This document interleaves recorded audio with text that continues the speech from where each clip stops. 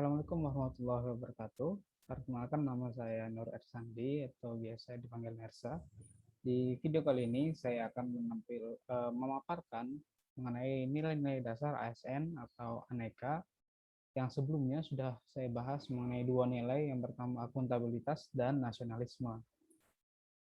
Oke, kita akan memaparkan outline-nya terlebih dahulu.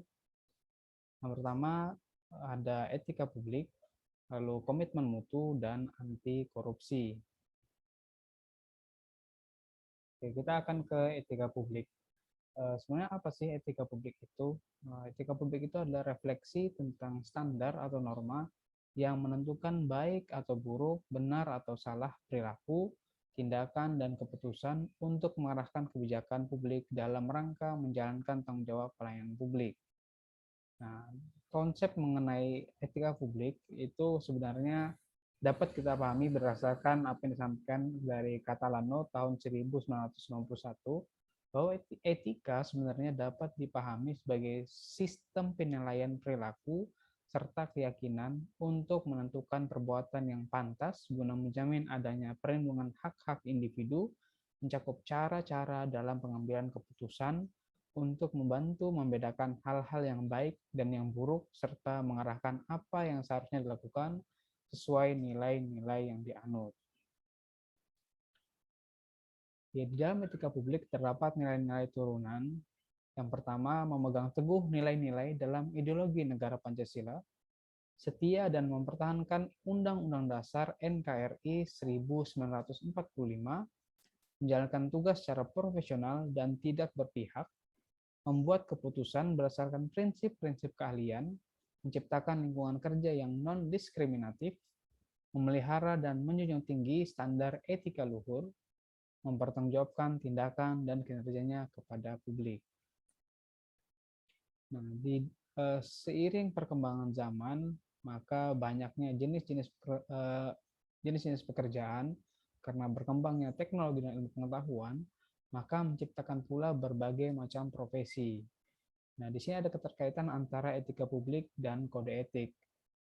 Nah, di dalam etika profesi itu terciptanya sebuah peraturan yang tertulis, mengikat, dan memiliki sanksi yang bisa disebut dengan kode etik.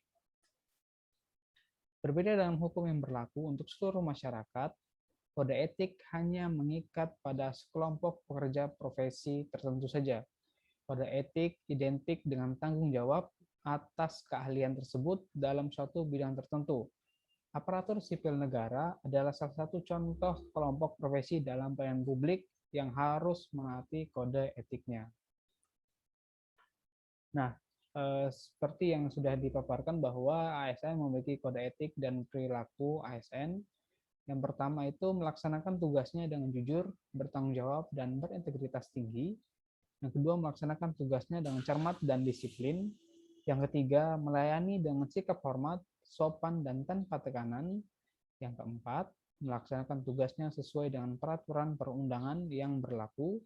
Yang kelima, melaksanakan tugasnya sesuai dengan perintah atasan atau pejabat yang berwenang, sejauh tidak bertentangan dengan ketentuan peraturan perundang-undangan dan etika pemerintahan.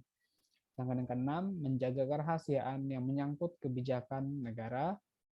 Selanjutnya, yang ketujuh, menggunakan kekayaan dan barang milik negara secara bertanggung jawab, efektif, dan efisien. Yang kedelapan, menjaga agar tidak terjadi konflik kepentingan dalam melaksanakan tugasnya.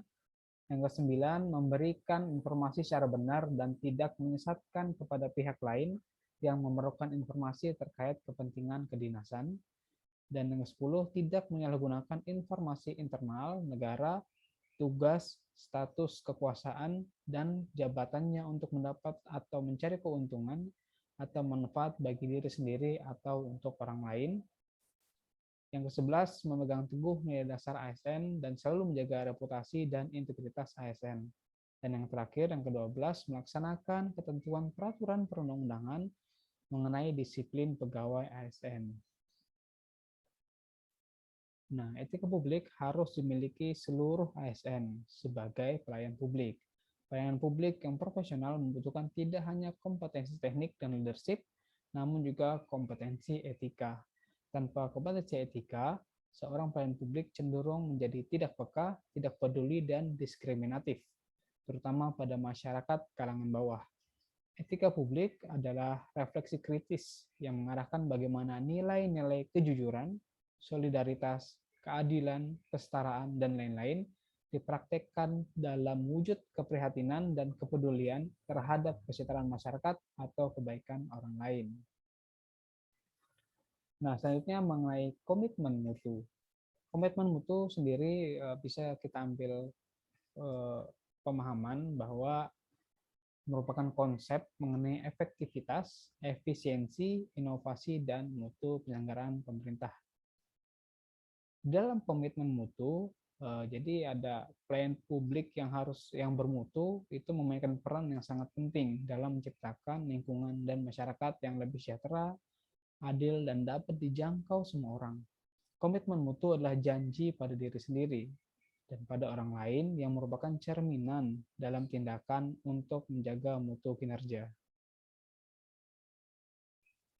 Di dalam komitmen mutu terdapat nilai-nilai turunannya. Yang pertama mengenai efektivitas, efisiensi, inovatif, mutu, adaptif, responsif, dan juga perbaikan berkelanjutan. Dalam komitmen mutu, karakteristik idealnya dari tindakan itu adalah pemerintahan dan pelayanan publik antara lain diarahkan untuk meningkatkan kepuasan masyarakat sebagai pelanggan, baik menyangkut layanan yang merujuk pada prosedur view maupun customer view, menyusun rencana mutu, melaksanakan pekerjaan berbasis rencana mutu, mengawal pelaksanaan dan mengawasi ketercapaiannya, dan merancang upaya peningkatannya agar dapat membangun kredibilitas lembaga pemerintah. Nah, yang terakhir mengenai anti korupsi. Secara sederhana, anti korupsi ini adalah kemauan kuat dan semangat tinggi untuk menghindarkan diri dari perilaku dan tindak pidana korupsi, untuk membangun kepedulian, mengajak dan membangun sistem atau lingkungan berintegritas. Lalu timbul pertanyaan, apa itu korupsi? Kata korupsi sendiri berasal dari bahasa Latin yaitu corruptio dan corruptus, yang artinya kerusakan, kebobrokan, dan kebusukan. Dalam bahasa Yunani, korupsio adalah perbuatan yang tidak baik, buruk, curang, dapat disuap, tidak bermoral, menyimpang dari kesucian, melanggar norma-norma agama, material, mental, dan umum. Dampak korupsi selaras dengan kata asalnya, korupsi sering dikatakan sebagai kejahatan luar biasa. Salah satu alasannya mengapa itu bisa disebut kejahatan luar biasa, karena dampaknya adalah dalam keseluruhan lingkup, baik lingkup pribadi, keluarga, masyarakat, dan kehidupan yang lebih luas seperti negara. Kerusakan tersebut tidak hanya terjadi dalam kurun waktu yang pendek, namun dapat berdampak secara panjang. Di anti korupsi membahas terkait fenomena dampak korupsi sampai pada kerusakan kehidupan dan dikaitkan dengan tanggung jawab manusia sebagai yang diberi amanah untuk mengelolanya dapat menjadi sarana untuk memicu kesadaran diri para ASN untuk anti korupsi. Nah, kesadaran diri anti korupsi yang dibangun melalui pendekatan spiritual dengan selalu ingat akan tujuan keberadaannya sebagai manusia di muka bumi dan selalu ingat bahwa seluruh ruang dan waktu kehidupannya harus dipertanggungjawabkan, dapat menjadi benteng kuat untuk anti korupsi. Di dalam anti korupsi terdapat nilai-nilai turunan, ada 9 nilai. Yang pertama jujur, peduli, mandiri, disiplin, tanggung jawab, kerja keras, sederhana, berani, dan adil. Anti korupsi adalah tanggung jawab spiritual yang baik pasti akan menghasilkan niat yang baik pula dan mendorong untuk memiliki visi dan misi yang baik sehingga selalu memiliki semangat untuk melakukan proses atau usaha terbaik dan mendapatkan hasil terbaik agar dapat dipertanggungjawabkan juga secara publik.